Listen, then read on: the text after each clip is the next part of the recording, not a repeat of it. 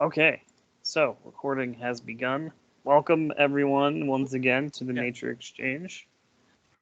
Uh, January 19th, 2022. Um, and we're going to talk about squirrels because who doesn't love squirrels? Squirrel Appreciation Day is on Friday. We're here on Wednesday, but we figure we can appreciate squirrels anytime. So um, we'll get to it and then introduce ourselves and get this show on the road. So to start, as we always do, Humber College and the Humber Arboretum are located within their traditional and treaty lands of the Mississaugas of the Credit. Known as Adobegoke or the place of the elders in Mississauga language, the region is uniquely situated along the Humber River watershed, which historically provided an integral connection for Anishinaabe, Haudenosaunee, and Wyandot peoples between the Ontario Lakeshore and the Lake Simcoe Georgian Bay regions. Now home to people of numerous nations, Adobegoke continues to provide a vital source of interconnection for all. And we would like to thank everybody for joining us today or after the fact. Either one is great. If you're here with us, feel free to put questions, comments, anything in the chat. You don't have to stick to our prescribed topic, but we will more or less today because we really love squirrels. So to introduce all of ourselves, I will start. My name is Mike Newmoff. I'm the Senior Nature Interpreter and Assistant Camp and Education Coordinator at the Humber Arboretum. And we all have nature names. My nature name is Sticky, like a stick. And I will throw it over to David. Hi, everybody. I'm David. I'm a student content leader here at the ARB, and my nature name is Songbird. And I guess I'll throw it over to Mia. Hi everyone, my name is Mia. My nature name is Red Panda, and I'm one of the educational assistants here at the Humber Arboretum. And it's fun and it's amazing. And I wish I could go there right now, but there's a lot of snow. Anyway, I will throw it over to Max. Thank you, Mia. I'm Max. I'm a nature interpreter with the Arboretum, and my nature name is Groundhog. And I will pass, which is a type of squirrel, I think. We can get into this later. We can argue about all kinds of things. And I'm going to pass it over to Angel. Hello, everybody. My name is Angel Suarez. I'm the educational assistant here at the Humber Arboretum, and I'm with a very funny-looking squirrel today. Particularly heavy, but it is one of those winter days when she just wants to cuddle. But yeah, I will pass it over to Mother Nature, or sorry, Lynn.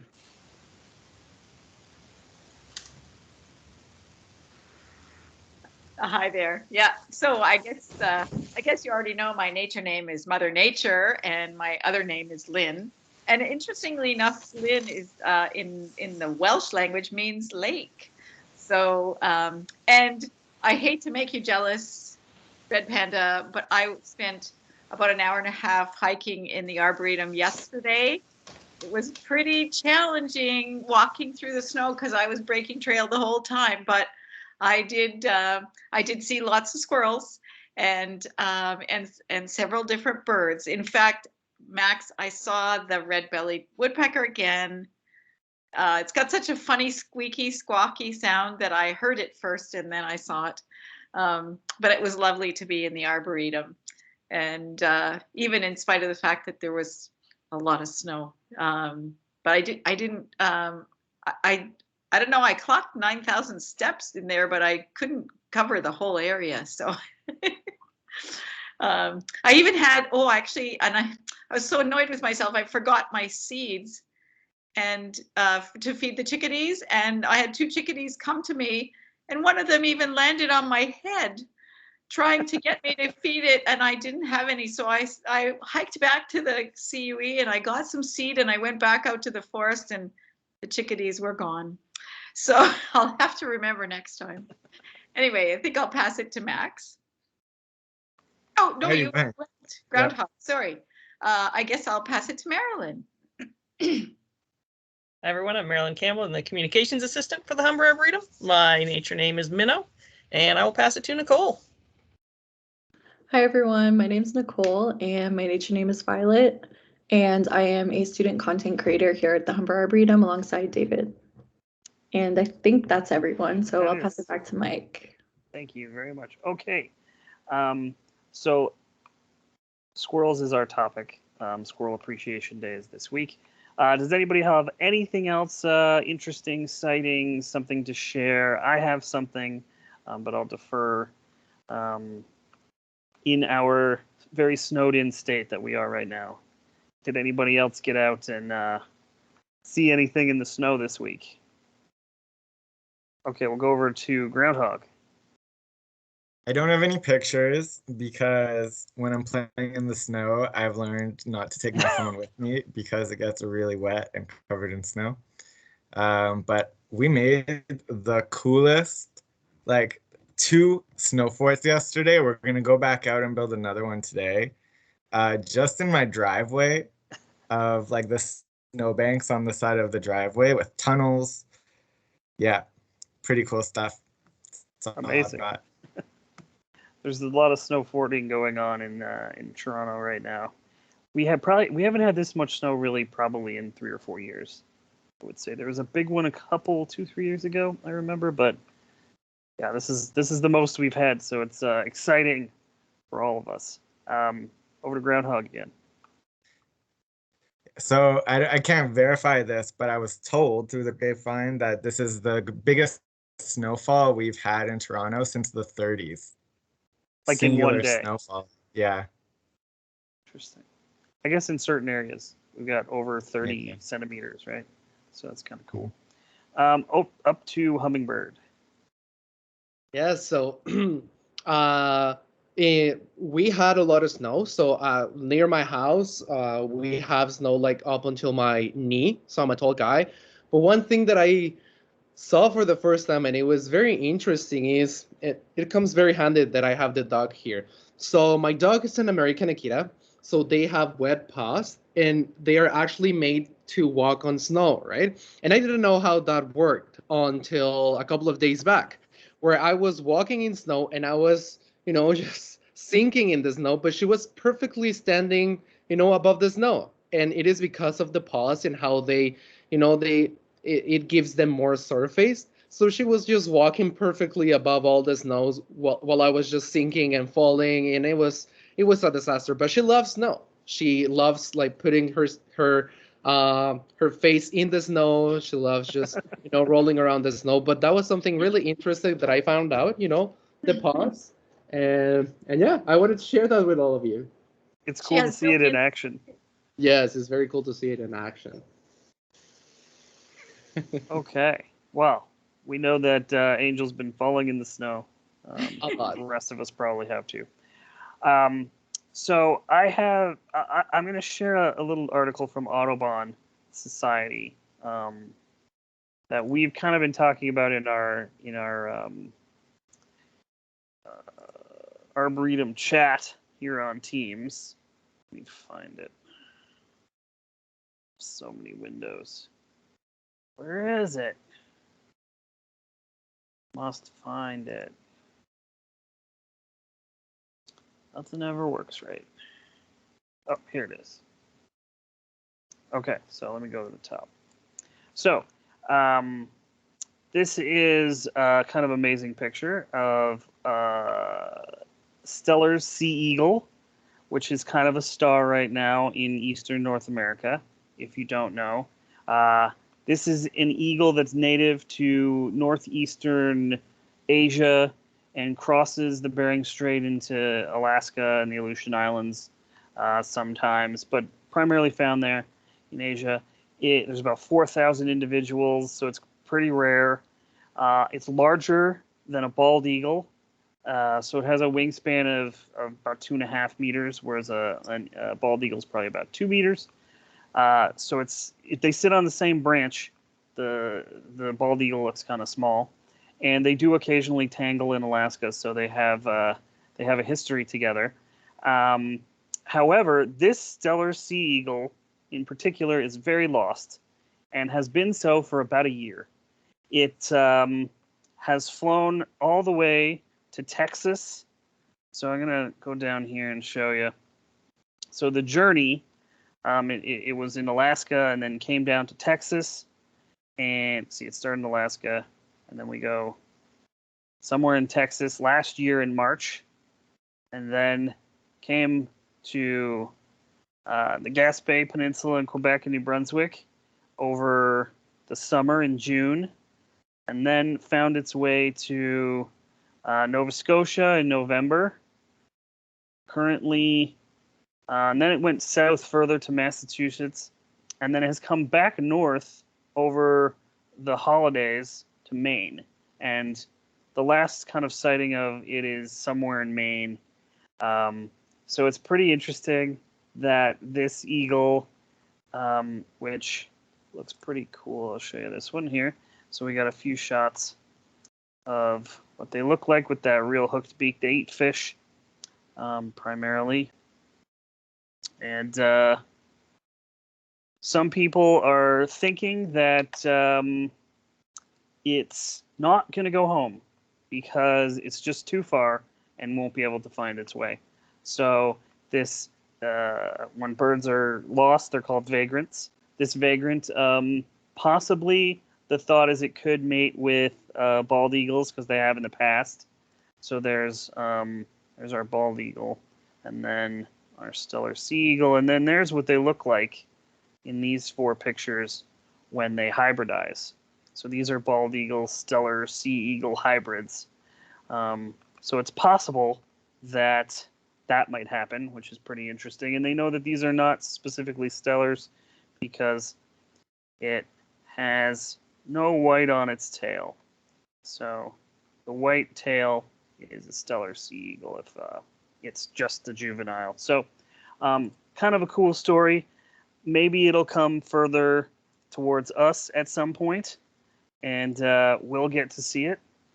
But people all over New England are taking pictures of this very cool bird that really has no business being there, but is doing okay by all accounts. They say it's healthy, and it's eating, and likes to pose for pictures in some cases. So maybe we'll get a chance. It'll come back across North America, and we'll see. Maybe it likes the freshwater of the Great Lakes, perhaps. We'll see. So that's a really cool story that's been unfolding for a year now, but it's been in New England for the holidays, so people are pretty excited, the birders in that area. So that's the story about the stellar sea eagle, and there's plenty of memes going around about how it's lost and can't find its way. So we'll see where it ends up next. I'm sure it'll be on the news. So that's that.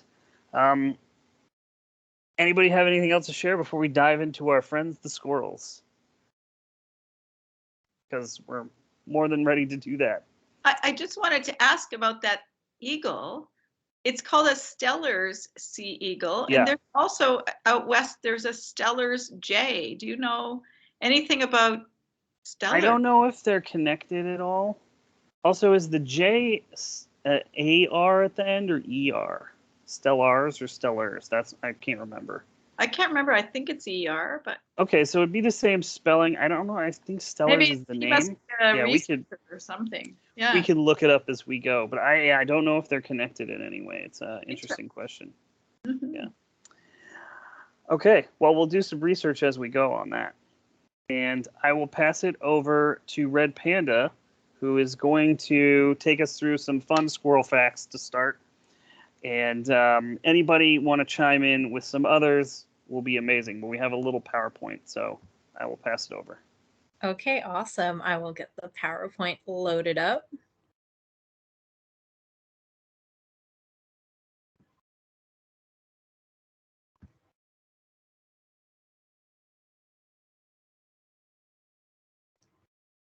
All right, can everyone see? Not yet. Not Nope. yet. Is Not it yet. going? Not yet. There we go. Oh, there we go. Okay, we're oh, we went black. Okay, we're good. All right, awesome. So, cool facts about our squirrel friends.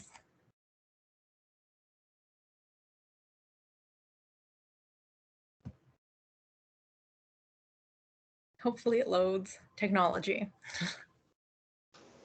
In the meantime, while we wait, I posted a link in the chat there. There is a connection between the Steller's jay and the Steller sea eagle. It's that they're named after the same individual who was a German naturalist who was one of the first Europeans to explore Alaska.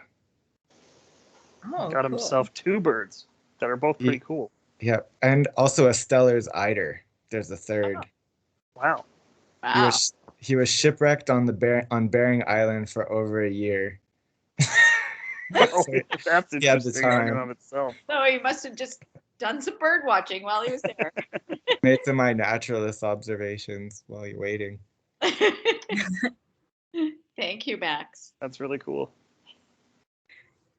Yeah, that's awesome. So here we have some information about the eastern gray squirrel. So they can jump almost 3 meters and have special padding in their joints so they don't get hurt. And what I found is really cool. Gray and black squirrels are actually the same species. And for years, I thought that they were totally different.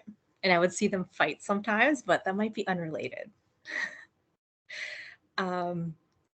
Yeah, and newborn squirrels are only 3 centimeters long and weigh about 3/4.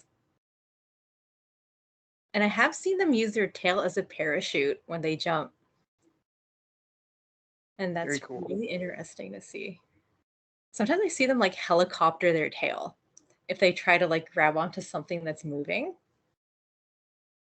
They use Yeah. their tail to like change their body position, I think, is the thing. Yeah, so they can always land on their feet and keep their balance. And they make those adjustments in the air. It's very cool. Will the video play, do we think? I tried to, but like it froze. Oh, okay. Oh no. It's just a squirrel jumping from a tree onto Yeah. our bird feeder at the Arboretum. So I've also heard that squirrels, no matter how far they fall, they end up falling at the same speed because of the way they move their body and their tails, that they reach a certain speed and then like that's it. So if they fall from 1 meter, it's the same as if they were to fall from 40 meters. I don't know if because that's they spread their body out. Yeah. Yeah. Oh, that's cool. So they'd have a lower terminal velocity than if they crouched into a ball. Which I guess it might be a little bit like the antics of a flying squirrel that glides, and they use their body and their Yeah, I would think so. Oh, it's interesting. This is a cute squirrel. Yeah, it's so cute. So this photo was actually taken near the Philosopher's Walk in Toronto, which I think is around U of T campus. Yeah. It's like a gray squirrel, but it has this really cool fur pattern. Very interesting. And there's 22 species of squirrel in Canada. 6 are tree species, while 16 are ground dwelling. And That squirrel's marmots have squirrels too. Yeah, that squirrel is probably tired of being mistaken for skunks, especially at night. Yeah. Oh, I totally just pictured, Pepe Le Pew is always chasing around that cat because the cat has a white stripe. So he thinks it's a skunk. Oh, yeah. And I like this picture. Hilarious. So squirrels come in like a large range of sizes, and the biggest squirrel is a marmot. Well, I think groundhogs are a type of marmot, aren't they? I believe so. In French, the name for squirrel is, or for groundhog is marmot. Oh. And they And here's the history on the whistle pig situation. Yeah, they whistle. Yeah. Yeah, so the largest squirrels found in Canada are hoary marmots, which are called whistle pigs. So like groundhogs, they're named after like the high-pitched sound that they make when they're threatened. They can be up to 80 centimeters long and weigh 13 pounds, which is the same that my cat weighs. Fun fact. And the smallest squirrel species is the chipmunk, which weighs only 50 grams. So little. But they shouldn't be underestimated because they are fierce. If you ever see two chipmunks fight each other, you do not want to get in the middle of that. They're Yeah. little warriors. This is true. And they are fast. Like really fast. And sometimes they are fearless. I remember working at the Arboretum, doing a stewardship, and they just, pass through your legs, they're Yeah. fearless. They're not scared of people. Yeah, they would just like run around us. And I've seen one before. It would take a bunch of dried leaves, put it in their mouth, and then run into their burrow. And I thought that was cool. And here we have the squirrel jumping. So a person is about 10 times the size of a squirrel. If we had the jumping ability of a squirrel, we'd totally be superheroes. So the average person is 1.65 meters tall. Hummingbird is around 1.85 meters. And Above average. a 5-story building is 23 meters tall. So we'd be able to like jump that if we had the jumping ability of a squirrel. That'd be awesome. Kind of scary.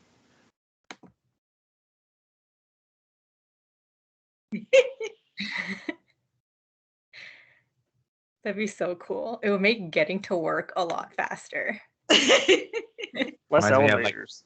Reminds me of like the tick Yeah. jumping from building the building, if anyone remembers that. Now for squirrel jumping horizontally. A squirrel can jump about 3 meters with a running start. So that would be like if a person cleared a little bit more than 2 full school buses. It'd be interesting to have a field day event for squirrels. Yeah. There's some videos out there of some engineers that make squirrel courses in their backyards, and they figure out how to beat all of the little challenges, but they always beat them in ways they don't think they will. Yeah, Max. My dad ended up in a situation like this, and it's because he has a bird feeder, and the squirrels kept getting to the bird feeder, so he added a barrier, right? But they kept getting past the barrier, so we had to add a second barrier. And before you know it, you have this full-on obstacle course, and the squirrels still go for it. And they'll figure a way out. Like, it's very interesting how they won't solve the problems with logic. They'll solve them with their physical abilities. It's very cool. I recommend. I remember when we first got the bird feeder out, and we put it out the back of the Center for Urban Ecology, and it was supposed to be squirrel proof because the way that it was built, if you had too much weight on the perch, then it would close off the little openings where the seed would come out. It took the squirrel about 30 minutes to figure out that if he sat on the roof of the feeder and hung upside down and didn't put any pressure on the little perch, that he could just take the seed, no problem. Or they scale down the middle pole. Yeah. And then reach over. Yeah.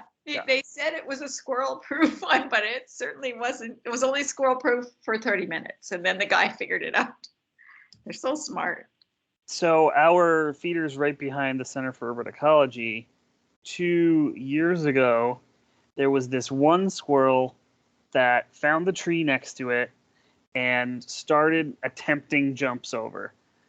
They were unsuccessful at first, and that's pretty funny. I got some video of it caroming off and then trying again.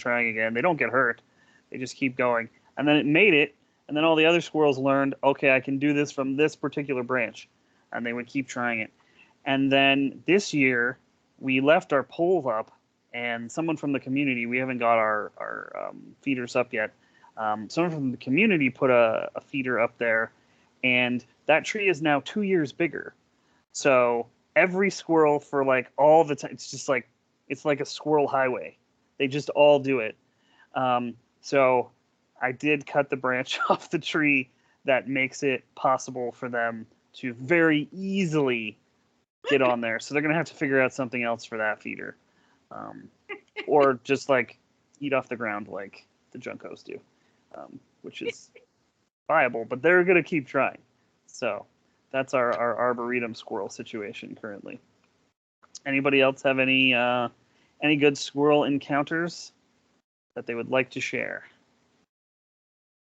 Not encounter, but just I thought like, you hear of like these science contests like for kids and stuff like that of like, what was it like, like egg dropping? You know, it's design a safe way to make it. It sounds like it almost seems like a squirrel proof feeder. It almost seems like something that would really challenge like kids and even adults clearly of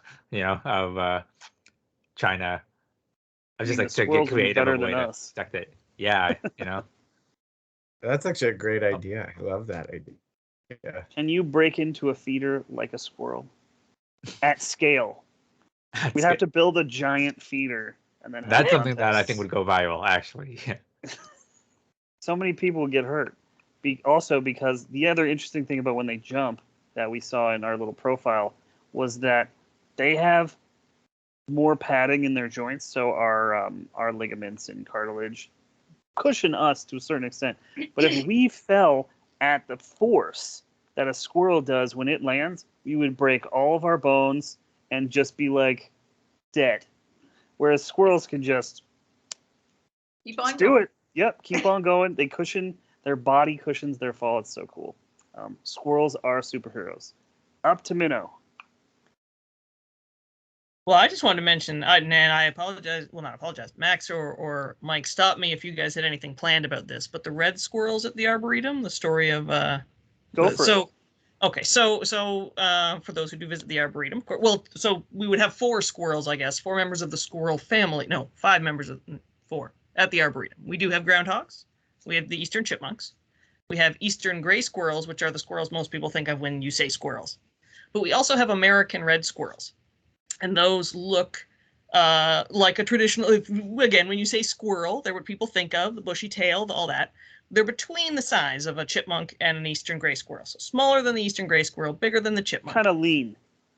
Sorry? Sometimes kind of lean, because our gray squirrels are kind of chunky sometimes. Yes, yeah. So we had seen red squirrels at the Arboretum before. I mean, they did live there, but they're far less common than the eastern gray squirrels in Toronto.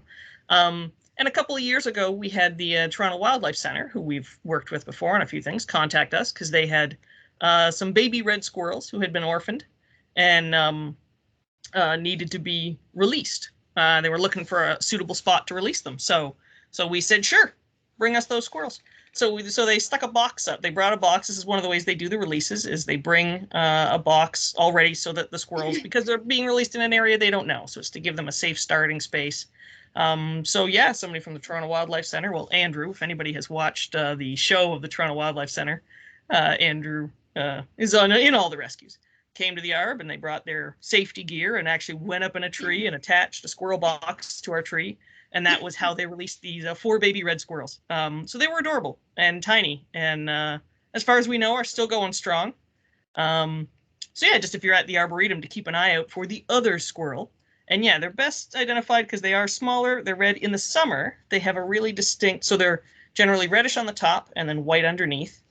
In the fall, it's a little bit muddier. But in the summer, they have a dark, you can see a little bit in the photo that's in the chat, a black line separating the red and the white.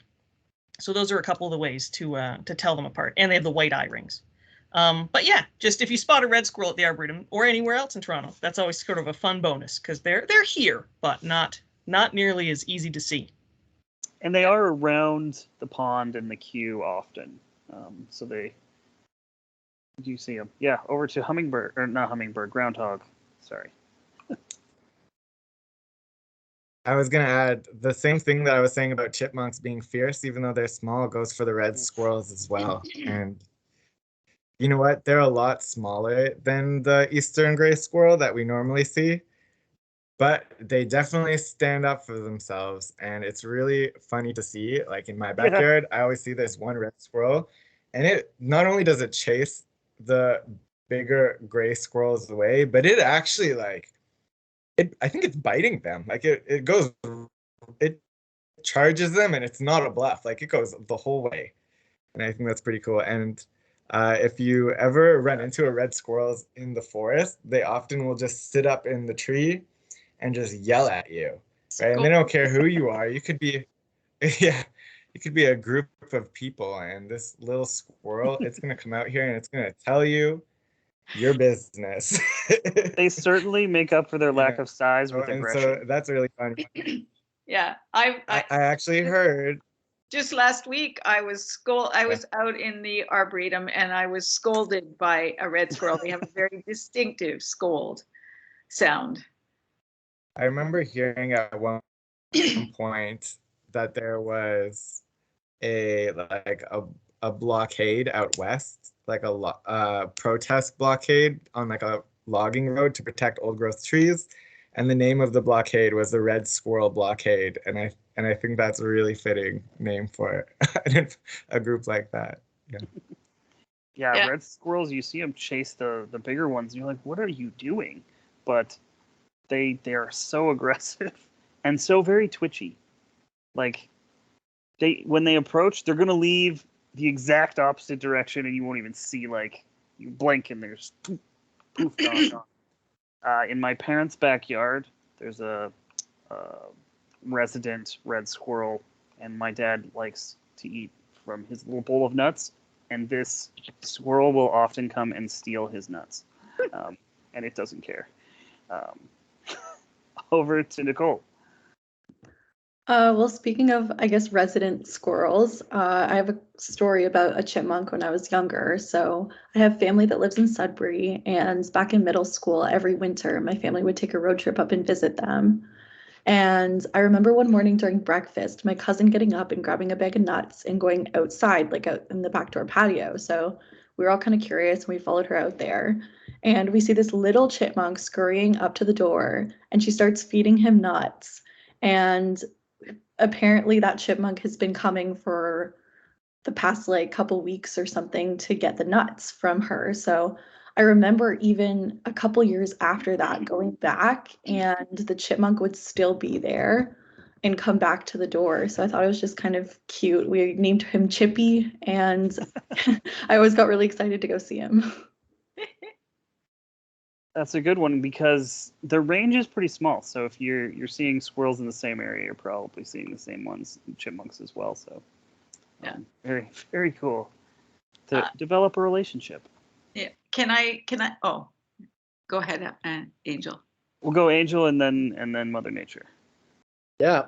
So I just wanted to, put a global perspective here because, as many of you know, I originally come from Mexico, so we have different types of squirrels there. When we think about squirrels, we think, only that like little rat with a fluffy tail. But actually, when I came here, I realized that we have different, type of squirrels around the world. So actually, this was pointed out by my mom because we were so impressed that we have black squirrels here in Canada, where in Mexico is very rare. I think we don't have black squirrels down there, but here, you see a lot of black squirrels, and they are usually bigger, right? So I did a little bit of research, and the squirrel that we have in Mexico is the red-bellied squirrel, or the Mexican gray squirrel. And I sent a picture there, and it's just like a, red belly that they have, and they're like smaller than the gray squirrel from Canada, but that is the species that we have there in Mexico. So to me, like coming here and seeing different colors, like that species that red panda just shared with the white and the black, it was a total different experience for me. I also didn't see a chipmunk before in my life until I came here. So it is very interesting to notice how the species are different between countries, right? And especially here in Canada, or there at the Humber Arboretum, which I've seen gray squirrels. I've seen the red squirrels and the chipmunks. So that was something interesting. Amazing. So cool. And That's a cute but one. the only unfortunate thing is that in Mexico, in Mexico City, especially, squirrels are considered pests. So yeah, Kind that of is, here too at times. They get into buildings and yeah. they nest. So things. They are a happen. lot. Yeah. Yeah. We have a question in the chat which we'll get to from Jessica after Mother Nature. So here we go. Okay. Well, I just Max was kind enough to put my little cartoon in the chat, and this is my daughter showed me this cartoon, and the interesting thing is that I received teachings from Elder Jim Dumont when I was working with him in Indigenous knowledge courses, and his teaching about squirrels was that squirrels are one of the like humans are, Indigenous people are we think in terms of 7 generations past and 7 generations ahead, and we try to make decisions based on the wisdom of the 7 generations in the past, and also thinking about the 7 generations that are yet to come. And so the teaching that I received from Jim Dumont, Onabnase, he told me that squirrels actually also think about 7 generations to come. And so when they they need to bury their food. Chipmunks are different because they bring their food down into the burrow, but gray squirrels and red squirrels, they don't have a burrow, so they can't really bury their food. So they can't bring it into a burrow. So what they do is they bury their food in the fall. They bury the seeds that they're going to eat all around in their area. And the amazing thing is that they remember where they put them. And if you go out into the forest and you'll see squirrel digs. And so you'll see the tracks going to a spot and then a hole that was dug. And then you'll often see the shells of the acorn or something like that beside the hole. And if squirrels couldn't remember all of the places that they put their seeds, their food, they would either starve or they would waste too much energy looking and looking and looking. And I always wish that I had the memory of a squirrel, because it seems like if I did, I might be able to find my cell phone and my keys a lot easier than I quite often have trouble in the morning when I'm going out the door. But they always plant or bury more seeds than they need, because some of those seeds are going to grow into the trees of the future for the future generations. And when you think about it, if they're burying acorns or chestnuts or walnuts, those are the things that are going to feed their future generations. And there are actually some examples down in the valley at the Humber Arboretum of walnuts and chestnuts that our staff did not plant, but are growing. They're young trees and they're growing in the meadow. However, that's from an Indigenous perspective. That's an Indigenous teaching.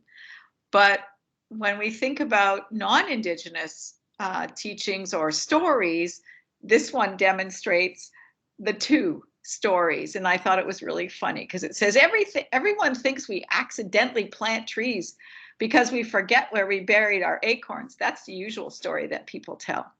And the little squirrel says, nobody assumes that we're intentionally planting trees for future generations. And that's the Indigenous belief.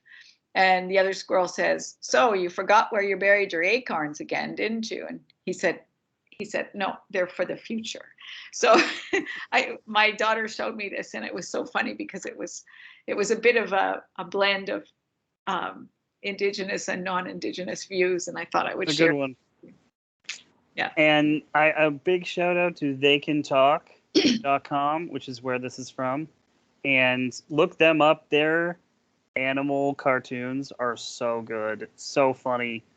Highly recommend. I've been following them for quite some time. They can talk. It's very good. Some sassy animals if you wanna check them out. To add to that, the whole burying thing, it's even been found that the squirrels are aware if someone or something is watching them bury their seeds, because they will fake bury seeds. And they will do it at a higher rate when they think someone is watching them. So they'll just like, nope, that's a fake one. And then they'll cover it up and leave, and there's nothing in there. So they do a fake burying at a certain rate when they think they're being watched, which is very interesting. You don't think about that level of intelligence, but that's an interesting one. Groundhog. Not just intelligence, but paranoia. It's not paranoia if it's true. True. Now we're getting into dicey ground, but Spoken like a true squirrel. Yeah. Spoken like a true squirrel. So just to get back to that question in the chat, right? yes. So what are the benefits of having squirrels in the community, and how can people care for them?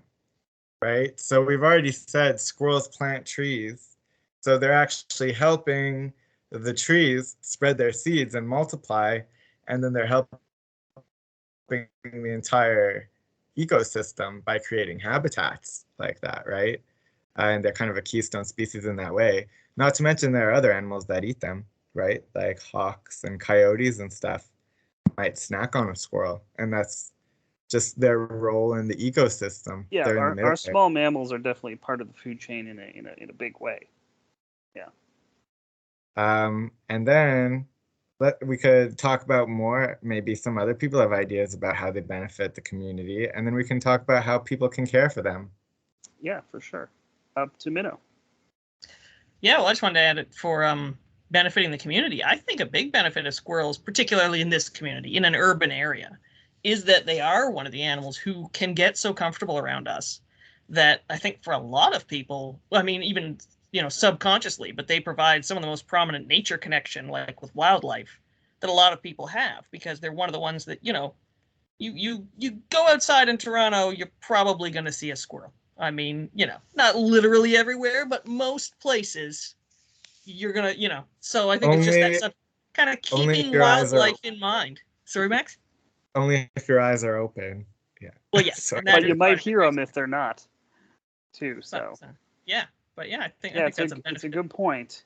And it's a mammal that we don't have to feel like we're disturbing, so you can get close to them because they're going to go about their business and do what they do, and you don't have to worry about them. I worry about them crossing the street. I get very nervous when they're on the curb and they look at me, and I'm like, don't do it. Don't do it. Cross when there's nothing. Cross on the wires. But yeah, lots of benefits for sure. Yeah, up to Minnow again. Well, I just straight off what you just said about helping them, care for them. I think a big thing that this is the opposite of what I just said, is that because they're so prominent, a lot of people don't really notice them. So one of the things that you can do to help is to be aware of the squirrels and their position on the road, because if a squirrel, like, you can see the cars coming, you can see where the squirrel is, you can see where you are. If you approaching is going to scare the squirrel out onto the street at exactly the wrong moment, like, just be aware that, your movement affects their movement, and, give them space if they need it in that minute. If you can see this squirrel's about to maybe not make a good call. I've done this multiple times in my neighborhood because we got them going back, and I'll just stop and wait. It's like, I'm going to wait till you realize to back up off the road right now, because that's not the time to cross. So just, keep them, be aware. Yeah.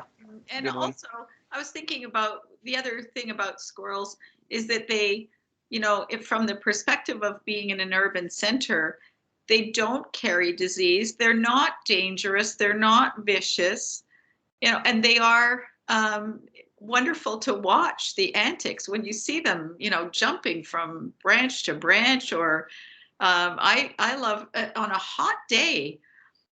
we have a big tree in our backyard, and I love watching them. On a hot day, they'll just, when they're so hot, they hang by their back feet, they hang upside down on the tree trunk and just chill. And their antics are a lot of fun to watch.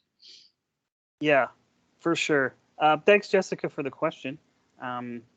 Yeah, it goes to those common things. Just because they're common doesn't mean that they're not super cool. So we'll go to Max and then Minnow and then back to Max for a game. Sorry, Sticky. I know you were trying to move on to the game section, but it's true about the antics, right? Like I was telling about how my dad put up this bird feeder and he was so frustrated that the squirrels kept getting to it. Eventually, it was like he was having way more fun with the squirrels because he kind of accepted them and he made it fun for him. But yeah, it's interesting. It's perspective, right? Yep, for sure. Up to Minnow, and then we'll go to Hummingbird. So one more on helping squirrels is to be aware of when the young squirrels might actually need help, because sometimes squirrels do get orphaned. Now, but also baby squirrels come out and have time when they're still very little, when they're learning, but their mother's still around. So to be able to recognize the difference, one of the key things that wildlife rehabbers use as trying to assess if a baby squirrel really needs help is they refer to it as pant tugging. And it's that young squirrels who have been on their own for a bit, who are not old enough to be on their own, but don't have anybody bringing them food, will eventually get to the point where they get so bold that they run right up to you and often sit on your shoe. They might actually try to climb up your pant leg. These are very small squirrels, so you don't need to be like, oh no, a squirrel's on me, But if that's happening, basically, if they've gotten to that point where a baby squirrel is running up to you, then that means that it has been orphaned and does need help. So then that's when you can contain the squirrel at that age. They're super easy to contain. I mean, it wants to come up on you. You can bend down and pick it up. You just need something to put it in. And then Toronto Wildlife Center or Shades of Hope, which is just outside the city, are all places where you can contact to try to get help. And if it does happen, also to look around, because when there's one baby squirrel, there's often multiple baby squirrels. Some people in this group might remember, I don't know, about 8 months ago when I had to bail on a meeting because we had to drive 4 baby squirrels to Shades of Hope on a day. But that was a case where, there was the one, and then when you looked around the lawn, we found more, like, spread around. So yeah, so to just be aware of that as a sign that a baby squirrel does need help. And there are places in the city that can help. And if you're not in the city, you can search for wildlife rehabbers in your area. But just because they're small and around doesn't mean they need your help. It's when they've come up to you. So good tip. Over to Hummingbird. Yes. So one more tip, to take care of the squirrels. My advice would be to also take care of the other species. For example, the coyotes, which are they're predators, because that's why they don't become a pest here in Canada. We used to have coyotes in Mexico. We don't have coyotes anymore, so that's why squirrels are a problem in the city right now. So, if we take care of the natural predators, everything will be in balance, and, squirrels will remain here happily with us, and, everybody will be part of the, food chain and all, and everything will be happy. So to take care of the squirrels, also take care of the other animals that, Everything's in balance. Yes, everything is in balance. Yeah, plant native plants in your garden supports all of the insects, which has us grow more plants, which then supports more of our plant-eating mammals, which then supports our predator mammals, and everybody stays in check and nobody's a problem, and we all live together because everything's connected. All right, we solved all the problems. Okay, over to Groundhog for a quick game of what we like to call Caption This, Squirrel Edition.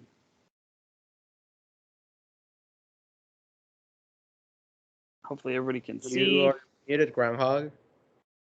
I was wondering. That's exactly what I said. I was like, am I muted? It's been a long time, you guys, since we've played Caption This. This might be a new game for some. This might be an old game for some. But let's give it a go and get started here. So, to another game of Caption This with your hosts, the Humber Arboretum. That's us. Hey. And this is a special edition for Squirrel Appreciation Day. There you have a little American red squirrel. And it's saying, which way to the buffet? So the way we play this game is we will all view a picture, and then we'll each provide a humor chat. Essentially, we'll turn it into a meme. And then we can discuss or we can vote on our favorites by just liking the comments in the chat. You can like more than one. You could like all of them. Let's be real here. We're all winners. All right, so is there any questions or shall we begin? Pretty simple, right? Let's do it. And we'll read All out the right. comments from the chat. So Yes, if you want to read out the comments, that would I can be do that. great. Perfect. One, let's go. Oh, this is the famous feeder that we were talking about earlier behind the Arboretum. And we have a squirrel here. So let's see, comments in the chat. Okay, What is meme going it. on? Meme it.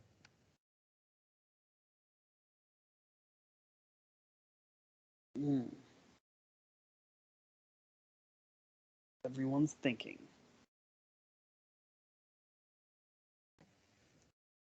I'm gonna play as well.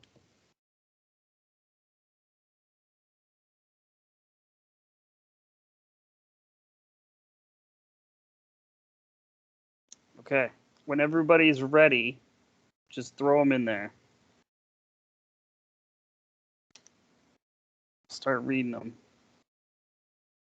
Okay, so me trying to grab food while not leaving the camera for the nature exchange.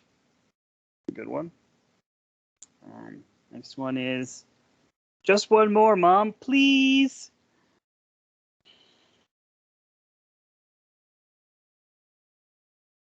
If I only had a shopping bag to shovel the seeds into. A good one. Who else has got one? 3 entries so far.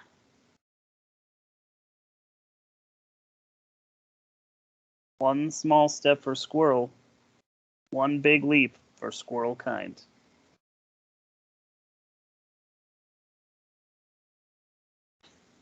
Pretty good. We got any more? We'll give it one more second here.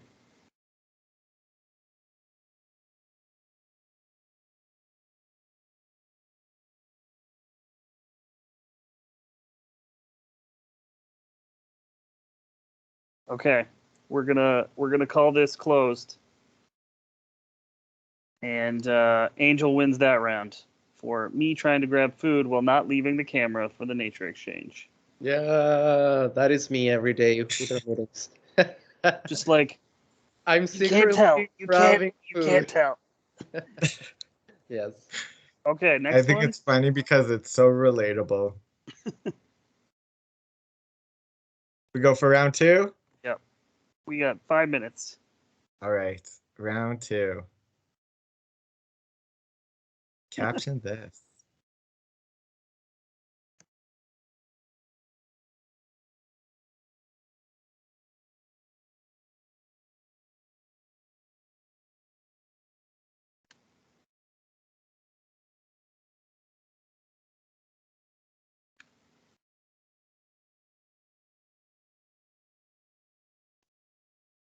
Oh, I should have waited. Oh, I can't even I'm compete with that.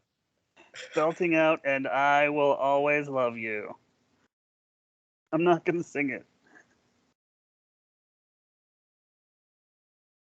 A famous squirrel opera singer.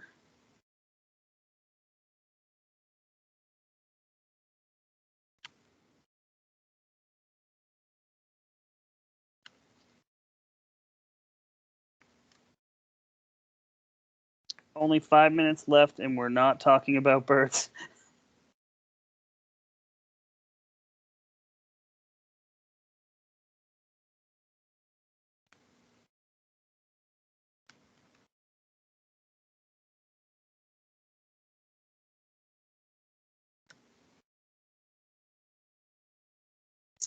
Is that whole feeder for me? And me at 10, 10:20, 11:45, 2:30, 3, and 3:30 every day. I don't get that one. It's yawning. You yawn a lot. Okay. Do we have a winner already? Or is there We Yeah. have a winner. It's David's, and I will always love you. It's a good one. Whitney Squirrelson. Thank you. Thank you. Well played. Okay. Okay, one more. Your prizes will be delivered to By a squirrel. By a squirrel. by a squirrel. Keep an Your eye prizes will be buried by a squirrel, out. Or fake buried. You never know. potentially. Round 3. 3. Let's do it. We have a little cute American red squirrel in the tree.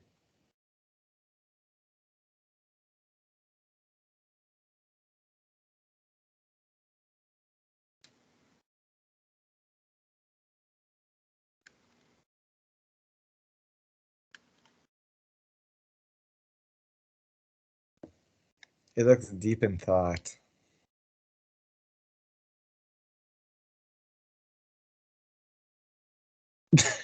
Wait, did I leave the stove on?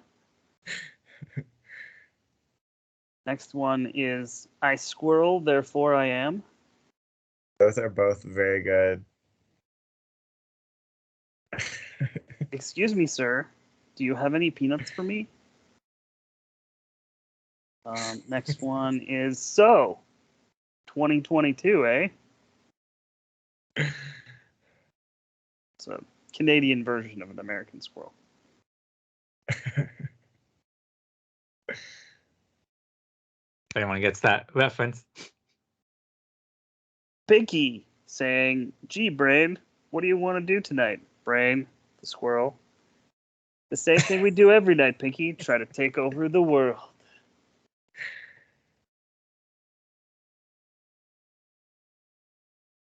Okay, and then under that, we got Monday again. Okay, this round is a tie for Maryland's Did I Leave the Stove On? And my I Squirrel, Therefore I Am. We can share the buried prize. Nice. Half a nut. Do we have time for one more? We are sadly out of time, All right. unfortunately. Well, there will be another chance to play Caption This, I'm sure. Sure there will. Thanks everyone for joining us on this week's Nature Exchange from the Humber Arboretum. Hope we brought you a little fun today. We'll be back in 2 weeks for Groundhog Day, and you can guess what we'll talk about. Birds. Squirrels again. And groundhogs. So groundhogs for Groundhog Day. Start the meeting with birds. This is We true. didn't We always end have to it. talk about birds somehow. Yeah. But thanks everybody for coming and joining us once again. We will see you again next time. And thanks everybody for their squirrel facts and captions for Caption This. Have a great one, everyone. And bye. Bye, Bye, everyone. everyone.